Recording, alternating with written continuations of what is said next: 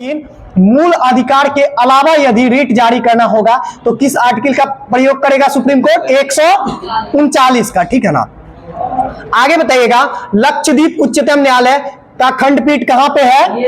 केरल में। केरल में, ठीक है ना। लक्षद्वीप उच्च न्यायालय का जो मतलब वो किसके अंडर में आता है? तो केरल उच्च न्यायालय के अंडर में आता है। आगे बताइएगा, केंद्रीय प्रशासनिक न्यायाधिकरण की स्थापना किस वर्ष की गई थी? 1985 में किया गया था। 1985 में किया गया था।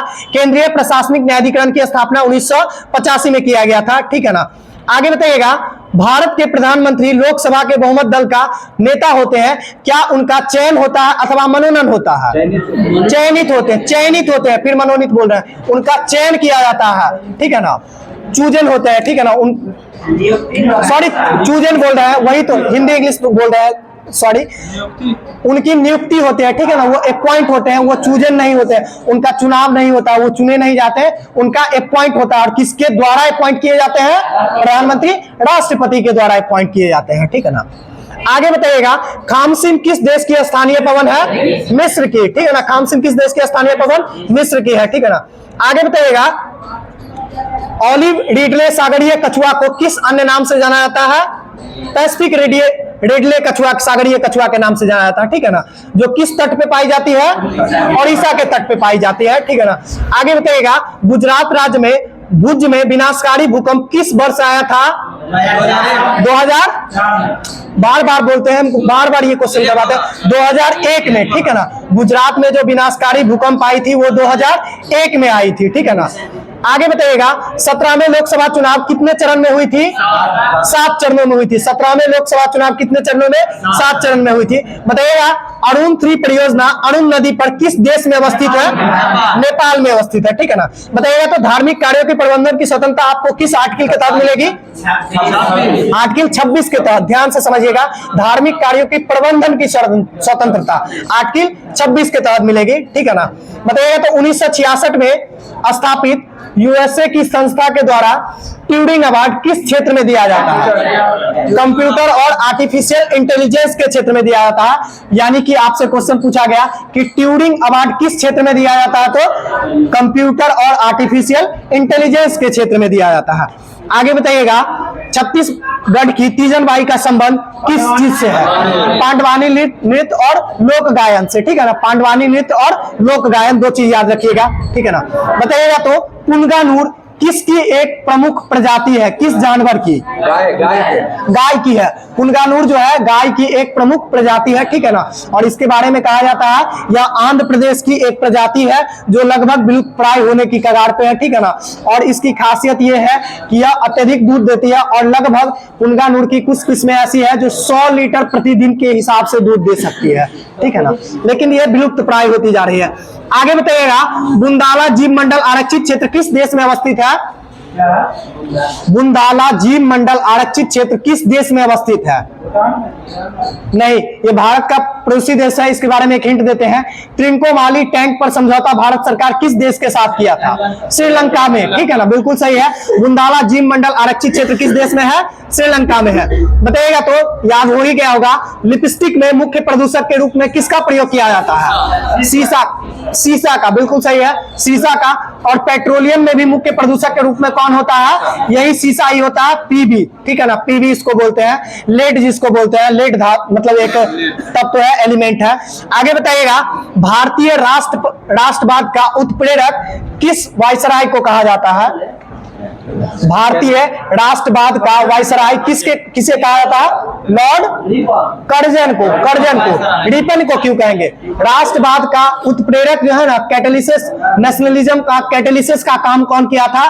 तो कर्जन किया था। और कब किया था? तो 1905 में बंगाल विभाजन करके किया था। ठीक है ना। सबसे ज्यादा राष्ट्रवादी आंदोलन उसी टाइम में पनपा था, पहले। आगे बताइएगा, कंप्यूटर की अस्थायी मेमोरी के रूप में किसे जाना जाता है? रैम या रोम? ROM, read only memory. ये परमानेंट मेमोरी होती है। ठीक है ना। ROM यानी कि रीड ओनली मेमोरी जो होती है ये परमानेंट मेमोरी होती है। इसको याद रखिएगा। बताइएगा, तो पावर ऑफ 18 किस सोशल साइट के द्वारा लॉन्च की गई है? पावर ऑफ 18 बिल्कुल सही है, ट्विटर के द्वारा। पावर ऑफ 18 किसके द्वारा लॉन्च की गई है? ट्विटर के द्वारा लॉन्च की गई है। आगे बताइएगा, किस जीव पर कोशिका का सिद्धांत लागू नहीं होता है? वायरस पर कोशिका का सिद्धांत लागू नहीं होता है, ठीक है ना। आगे बताइएगा, प्रत्यक्ष निर्वाचन प्रणाली की शुरुआत भारत में कब की गई थी? 1909 नहीं, 1919, ठीक है ना। 1909 को किसके लिए जानते हैं? तो सांप्रदायिक निर्वाचन के लिए जानते हैं। और 1892 को किसके लिए जानते हैं? तो अप्रत्यक्ष निर्वाचन प्रणाली की शुरुआत के लिए जानते हैं। और 1919 को दो चीजों को लेकर के जानते हैं निर्वाचन के क्षेत्र में। एक तो पहला, महिलाओं को पहली बार वोट देने का अधिकार दिया गया था। दूसरा, प्रत्यक्ष निर्वाचन प्रणाली की शुरुआत भी पहली बार 1919 में ही हुई थी। आगे बताइएगा, प्यार का पौधा अभियान किस राज्य सरकार के द्वारा शुरू किया गया है? बिहार सरकार के द्वारा, बिल्कुल सही है। नई क्वेश्चन सुने, प्यार का पौधा अभियान किस राज्य सरकार के द्वारा शुरू की गई है? बिहार राज्य सरकार के द्वारा। आगे बताइएगा, याद हो ही गया होगा ये क्वेश्चन, किस मंदिर के बारे में रविन्द्रनाथ टैगोर का ऐसा कथन था कि यहाँ पत्थरों की भाषा इंसानों की भाषा से कहीं आगे निकल चुकी है? कौन सा मंदिर था वो? कोणार्क सूर्य मंदिर, ठीक है ना। कोणार्क सूर्य मंदिर के बारे में कहा गया था। और किसके द्वारा कहा गया था? रविन्द्रनाथ टैगोर के द्वारा ऐसा कथन कहा गया था कि यहाँ पत्थरों की भाषा इंसान की भाषा से काफी आगे निकल चुकी है। बताइएगा, तो गुजरात का गरबा नृत्य बिहार के किस नृत्य के समान है? जिजिया नहीं, झुमड़ी, याद रखिएगा इसको, ठीक है ना।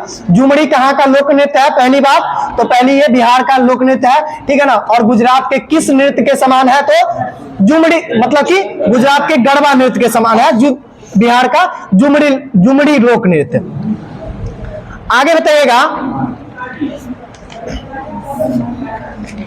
ठंडा लोहा पुस्तक किसके द्वारा लिखा गया है?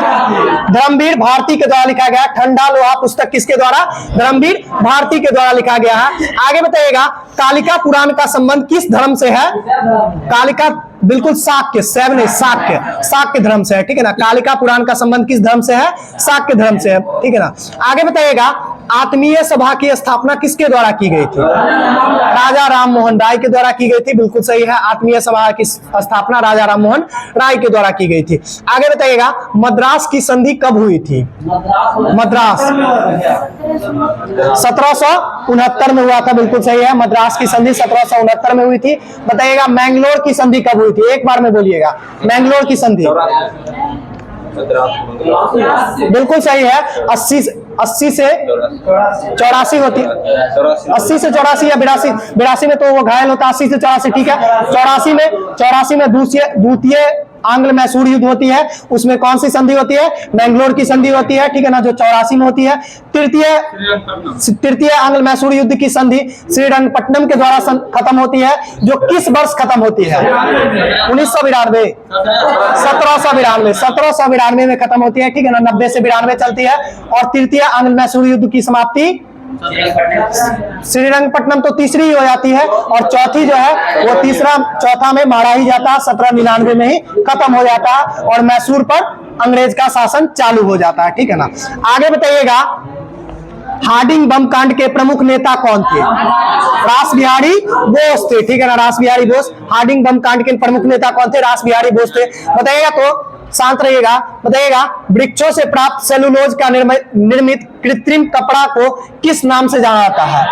रेयॉन के नाम से जाना जाता है, ठीक है ना। वृक्ष का छाल से, यानी कि उसके सेलुलोज से जो आर्टिफिशियल क्लॉथ बनाते हैं, उस क्लॉथ को किस नाम से जाना जाता है? रेयॉन के नाम से जाना जाता है, ठीक है ना। बताइएगा, मिस वर्ल्ड प्रतियोगिता की शुरुआत कब हुई थी? 1951 में। और मिस यूनिवर्स की कब हुई थी? 1952 में। ध्यान से सोच करके देखिए ना, वर्ल्ड से भी बड़ा क्या है? यूनिवर्स। पहले वर्ल्ड, फिर यूनिवर्स, ठीक है ना। वर्ल्ड तो छोटा ही है ना, वर्ल्ड का मतलब संसार, ठीक है ना। और यूनिवर्स का मतलब ब्रह्मांड, ठीक है ना। तो एक साल बाद करते हैं, पहले 51 में मिस वर्ल्ड कर लेते हैं और एक साल बाद 1952 में मिस यूनिवर्स कर लेते हैं, ठीक है ना। आगे बताइएगा, स्टील मैन ऑफ इंडिया के रूप से कौन जाने जाते हैं? जमशेदजी टाटा नहीं, जमशेदजी ईरानी, ठीक है ना। स्टील मैन ऑफ इंडिया के नाम से जमशेदजी ईरानी जाने जाते हैं। और आयरन मैन ऑफ इंडिया के नाम से सरदार वल्लभ भाई पटेल जाने जाते हैं। बताइएगा, इंग्लैंड का गृह युद्ध कब हुआ था? 1688 में इंग्लैंड की गौरवपूर्ण क्रांति हुई थी, बिल्कुल सही है। 42 से 48, ठीक है ना। इंग्लैंड का गृह युद्ध कब हुआ था? 1642 से 48 तक। और इंग्लैंड की गौरवपूर्ण क्रांति कब हुई थी? 1688 में हुई थी। इस दोनों चीज को याद रखिएगा, ठीक है ना। आगे बताइएगा,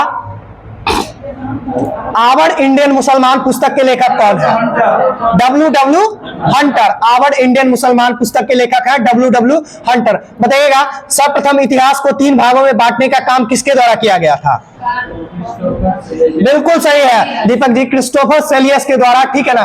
क्रिस्टोफर सेलियस के द्वारा इतिहास को सर्वप्रथम 3 भागों में बांटा गया था। आगे बताइएगा, कौन सा भूकंपीय तरंग ऐसा है जो द्रव में आगे नहीं बढ़ सकता है, यानी द्रव में नहीं चल सकता है? एस सेकेंडरी तरंग, ठीक है ना। सेकेंडरी तरंग है ऐसा जो द्रव माध्यम में नहीं चल सकता है, यानी कि लिक्विड मीडियम में वो नहीं चल सकता है, ठीक है ना। आगे बताइएगा, सबसे खतरनाक तरंग कौन सा होता है? एल तरंग होता है। सबसे खतरनाक कौन सा होता है? एल स्टैंड फॉर लव, ठीक है ना। एल स्टैंड फॉर लव, यानी कि एसडी लव के द्वारा खोजा गया था, तो ये नाम ही दे दिए इसका, लव तरंग। आगे बताइएगा, किस हिमालय में सबसे ऊंची और दुर्गम चोटियां पाई जाती है? यानी हिमालय की कौन सी भाग है? हिमालय की कौन सी भाग है? बृहद हिमालय में, ठीक है ना। सबसे ऊंची चोटियां और दुर्गम चोटियां जो पाई जाएगी वो बृहद हिमालय में पाई जाएगी, ठीक है ना। आगे बताइएगा, पड़ेव जो पीतल उद्योग के लिए प्रसिद्ध है, ठीक है ना। पड़ेव एक जगह है जो पीतल उद्योग के लिए प्रसिद्ध है। पड़ेव कहां पड़ता है? पटना में पड़ता है, ठीक है ना। पड़ेव कहां पड़ता है? पटना में पड़ता है। और किस उद्योग के लिए प्रसिद्ध है? ये पीतल उद्योग के लिए प्रसिद्ध है।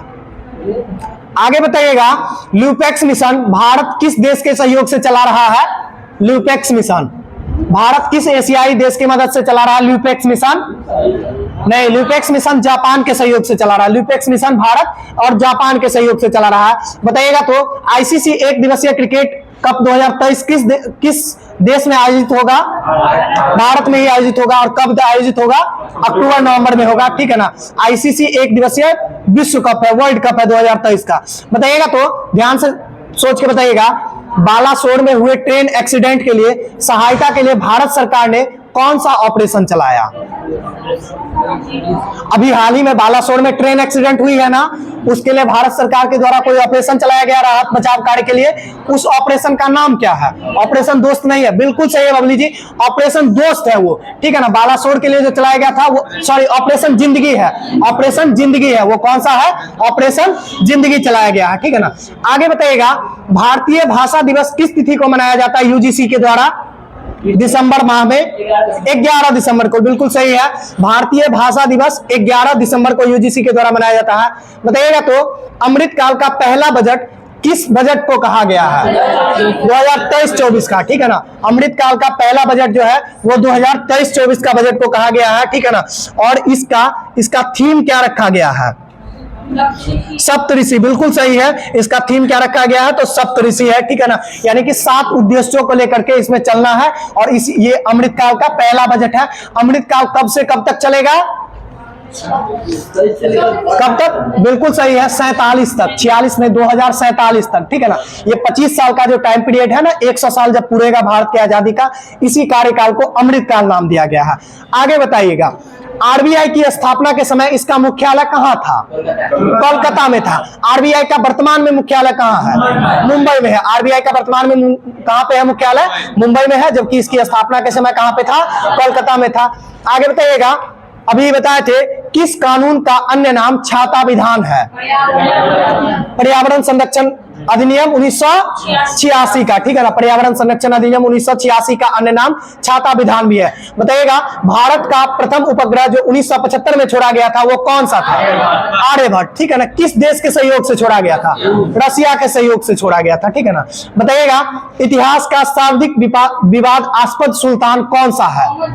मोहम्मद बिन तुगलक। और सार्वजनिक शिक्षित भी पूछेगा तो कौन था? मोहम्मद बिन तुगलक ही था। और सबसे ज्यादा विवादों में रहने वाला मोहम्मद मोहम्मद बिन तुगलक ही था, ठीक है ना। क्या हुआ?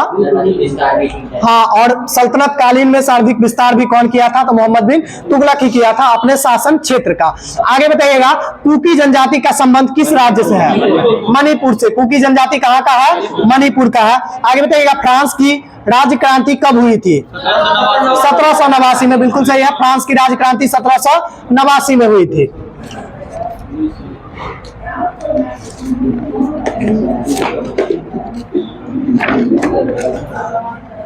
बताइएगा, इतिहास में किस वंश को पृथ्वीहंसा वंश के रूप में जाना जाता है?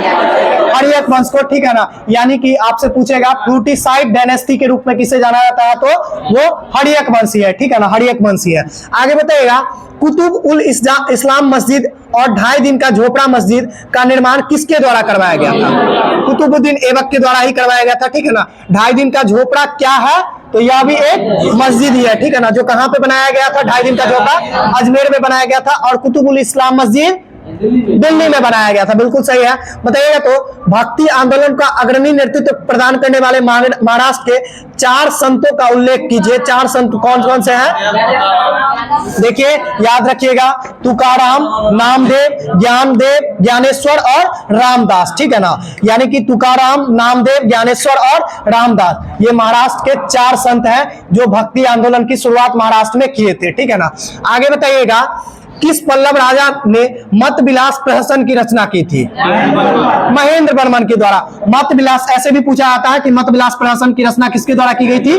तो महेंद्र वर्मन के द्वारा। और महेंद्र वर्मन किस वंश से संबंध रखते थे? पल्लव वंश से संबंध रखते थे। बिल्कुल सही है। आगे बताइएगा, नागार्जुन किसके दरबार में रहते थे?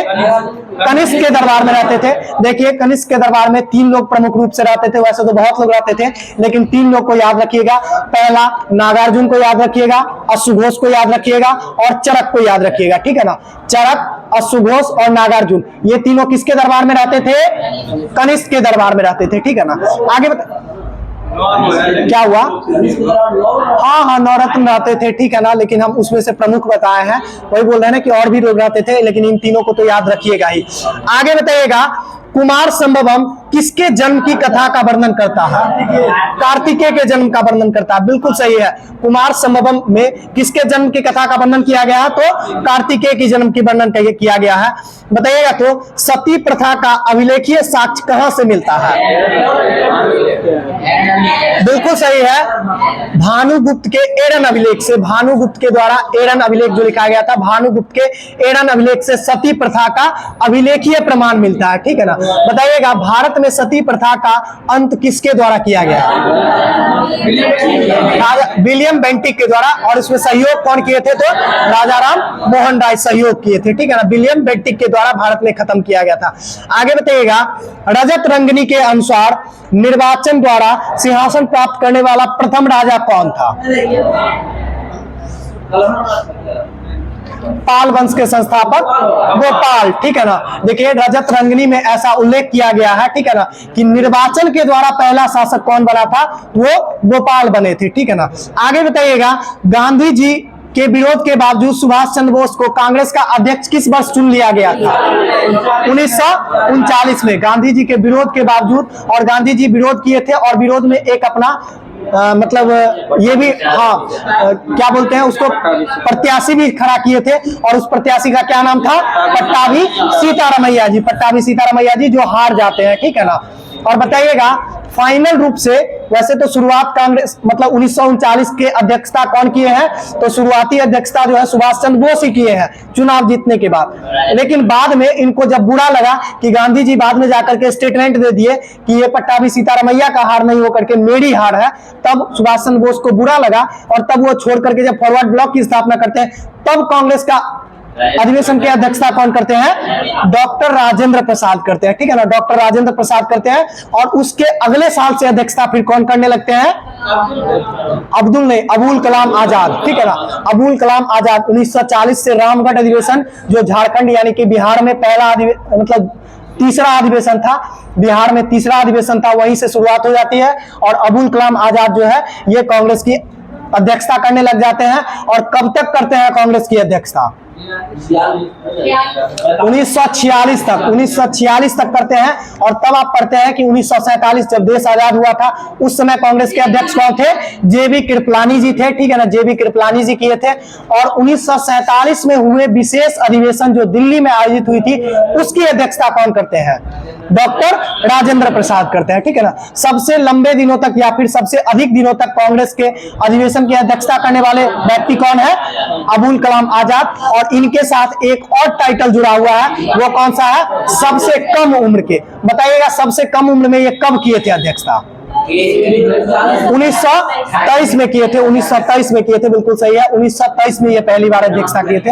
हाँ, नहीं, रामपुर में तो 1940 में करते हैं, रामपुर में, रामगढ़ में, ठीक है ना। जो बिहार में तीसरा अधिवेशन था, बिहार में तीनों अधिवेशन याद है ना।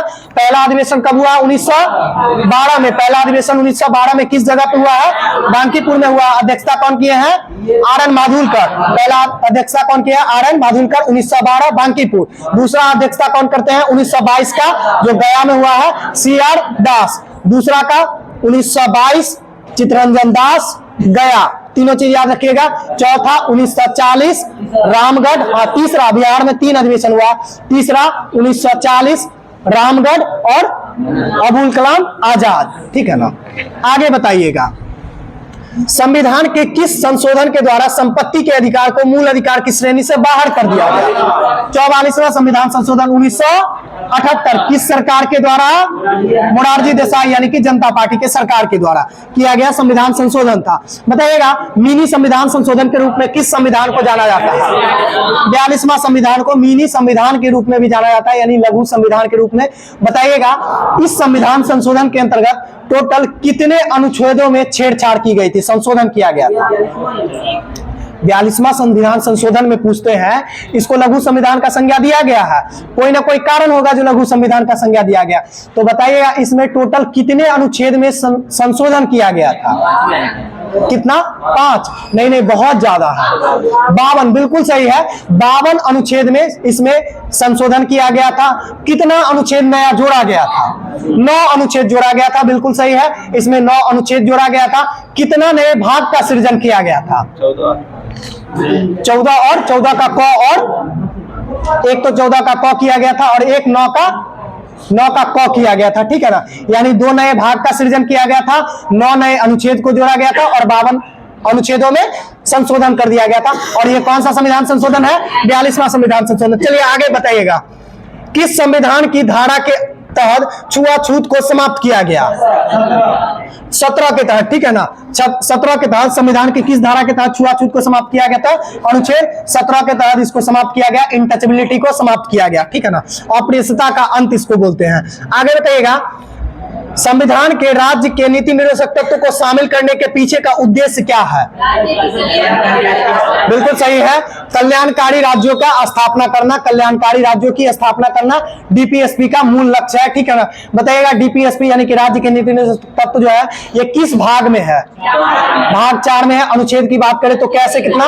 36 से 51 तक, ठीक है ना। बताइएगा भारतीय संविधान का सबसे बड़ा भाग कौन सा है? भाग 5 है, ठीक है ना। भाग 5 है जो 52 से 151 तक चलता है, ठीक है ना। आगे बताइएगा आर्टिकल 51 में क्या है? बिल्कुल सही है, विदेश नीति या अंतरराष्ट्रीय शांति सुरक्षा जो है वो किस में है? आर्टिकल 51 में है, ठीक है ना। बताइएगा विदेशों में संरक्षण किस आर्टिकल के तहत प्रदान करेंगे आप?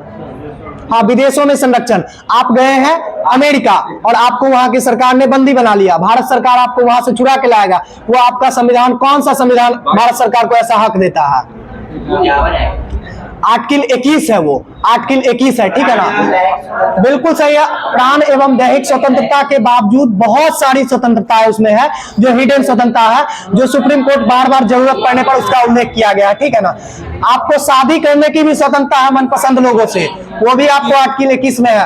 आपको भरपूर नींद की भी आपको अधिकार है, ये भी आर्टिकल 21 में है, ठीक है ना। राज्य सरकार के द्वारा आपको स्वच्छ वायु भी आपको मुहैया कराया जाए, स्वच्छ जल भी मुहैया कराया जाए, ये भी आर्टिकल 21 में ही है, ठीक है ना। बहुत सारी स्वतंत्रताएं हैं, उन सभी स्वतंत्रता में से एक स्वतंत्रता आपको ये भी है कि अगर आप विदेश में किसी कारण बस फंस गए हैं तो भारत सरकार आपकी रक्षा करेगा। आगे बताइएगा, तो कंफ्यूज नहीं होगा, विदेश नीति आर्टिकल 51 और विदेशों में संरक्षण आर्टिकल 21। आगे बताइएगा, भारतीय संविधान के किस भाग में न्यायपालिका तथा कार्यपालिका का पृथक किया गया है? आर्टिकल 50 में किया गया, आर्टिकल 50 में किया गया, ठीक है ना। आगे बताइएगा,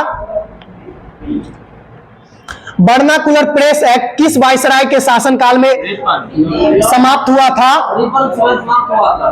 लिटन लगाया था, रिपन के समय में समाप्त हुआ था, ठीक है, लिटन लगाया था और रिपन के समय में समाप्त हुआ था। और एक दिन ध्यान दीजिएगा, जो लोग वीडियो में देखते हैं, एक दिन हम इनका कार्यकाल गलत बता दिए थे, ठीक है ना। लिटन का कार्यकाल बताइएगा कब से कब तक रहा है? 80 से 82 नहीं रहा, लिटन का कार्यकाल, लिटन का 76 से 80 रहा है, ठीक है ना। लिटन का कार्यकाल 1876 से 80 रहा है, ठीक है ना।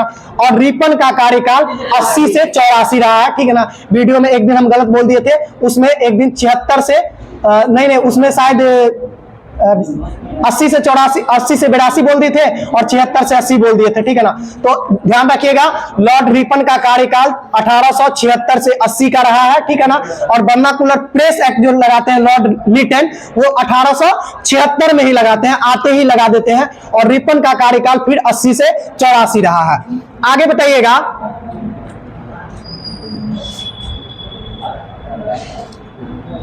जालियांवाला बाग हत्याकांड की जांच हेतु कांग्रेस द्वारा गठित समिति के अध्यक्ष किसे चुना गया था? कांग्रेस द्वारा, कांग्रेस द्वारा गांधी जी के साथ साथ कौन थे? मोतीलाल नेहरू जी थे, ठीक है ना। गांधी जी के साथ कौन थे? मोतीलाल नेहरू जी थे, ठीक है ना। ये कांग्रेस के तरफ से अपनी जो जांच समिति बनाई गई थी, क्या हुआ? नहीं नहीं, मदन मोहन मालवीय नहीं थे, ठीक है ना। आप देखिए, जालियांवाला बाग हत्याकांड, मदन मोहन मालवीय हम बताते हैं आपको, शांत हो जाइए, ठीक है ना। जालियांवाला बाग हत्याकांड के जांच के लिए कांग्रेस एक अपनी समिति बनाई थी, जिसके अध्यक्ष कौन थे? तो मोतीलाल नेहरू थे, ठीक है ना। साथ में गांधी जी को रखा गया था, ठीक है ना। इसमें मदन मोहन मालवीय नहीं थे, ठीक है ना, ध्यान रखिएगा। आगे बताइएगा, मदन मोहन मालवीय की जब बात आई तो बताइएगा, सबसे पहले वॉकआउट जो होता है, यानी कि सदन चल रही है और सदन का विरोध करने के लिए सदन से आप बाहर निकल जाते हैं, उसको वॉकआउट बोलते हैं। उसको क्या बोलते हैं हिंदी में? वॉकआउट करने वाले पहले व्यक्ति कौन थे सांसद में? तो वो पहले व्यक्ति कौन थे? तो मदन मोहन मालवीय ही थे, ठीक है ना। मदन मोहन मालवीय के द्वारा ही पहला वॉकआउट किया गया था संविधान सभा में, ठीक है ना। आगे बताइएगा, संविधान का कौन सा अंश भारत के नागरिकों को आर्थिक न्याय प्रदान करने का संकेत देता है? हाँ, आर्थिक न्याय। अभी बताए थे ना, कल्याणकारी राज्यों की स्थापना, यानी कि डीपीएसपी, ठीक है ना। कल्याणकारी राज्यों की स्थापना, डीपीएसपी। देखिए, डायरेक्टिव प्रिंसिपल में यही कहा गया है कि राज्य सरकार से जितना संभव हो सके, उसको बाध्य नहीं किया गया है, जितना संभव हो सके वो समाज में सद्भावना लाएगा, चाहे वो आर्थिक रूप से हो, सामाजिक रूप से हो, धार्मिक रूप से हो, पोषण के स्तर पे हो, वो समानता लाने का कार्य करेगा। ऐसा कहां पे कहा गया है? तो राज्य के नीति निर्देशक तत्व में ही कहा गया है। और इसमें बाध्य नहीं किया गया है उसको कि आपको समानता लाने के लिए कानून बनाना ही है, ठीक है ना। आपको जो सही लगे वो आप कीजिए, ठीक है ना। इसी के लिए आप एक स्टेटमेंट याद करिएगा कि राज्य का नीति निर्देशक तत्व को केटी शाह के द्वारा क्या बोला गया था, याद है? क्या बोला गया था? कैसा चेक? एक ऐसा चेक जो राज्य के इच्छा अनुसार अदा किया जाएगा, ठीक है ना। मतलब अगर इच्छा रहेगा तो नियम कानून बनाएगा, अगर इच्छा रहेगा तो समानता लाने के लिए नियम कानून बनाएगा, अगर इच्छा नहीं रहेगा तो नहीं लाएगा। इसी के लिए केटी शाह के द्वारा ये स्टेटमेंट बोला गया था नीति निर्देशक तत्व के बारे में, ठीक है ना। आगे बताइएगा, भारत में निर्वाचन पद्धति किस देश की निर्वाचन पद्धति से लिया गया है? निर्वाचन पद्धति ब्रिटेन से लिया गया, ठीक है ना। भारत में जो निर्वाचन पद्धति लिया गया है वो किस देश से लिया गया है? ब्रिटेन से ही लिया गया है, ठीक है ना। आगे बताइएगा,